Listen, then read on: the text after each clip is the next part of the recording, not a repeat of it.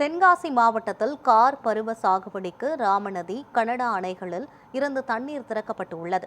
கடையம் அருகே அமைந்துள்ள 84 அடி உயரம் கொண்ட ராமநதி அணையிலிருந்து வடகால், தென்கால் மற்றும் பாப்பான்கால் பாசன பகுதிகளுக்கு தண்ணீர் திறக்கப்பட்டுள்ளது. அக்டோபர் 31ஆம் தேதி வரை 129 நாட்களுக்கு வினாடிக்கு மொத்தம் 168 மில்லியன் கன அடி தண்ணீர் திறந்துவிடப்பட்டுள்ளது.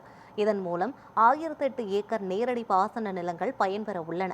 இதேபோல ஆழ்வார்குறிச்சி அருகே உள்ள 84 அடி உயரம் கொண்ட கடனா அணையிலிருந்தும் 129 நாட்களுக்கு தண்ணீர் திறக்க தமிழக அரசு உத்தரவிட்டுள்ளது.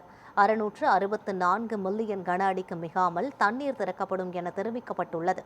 இந்த நிலையில் அடவி நயினார் அணை மற்றும் கருப்பாநதி அணைகளிலிருந்தும் விரைவில் தண்ணீர் திறக்க அரசு நடவடிக்கை எடுக்க வேண்டும் என விவசாயிகள் கோரிக்கை விடுத்துள்ளனர்.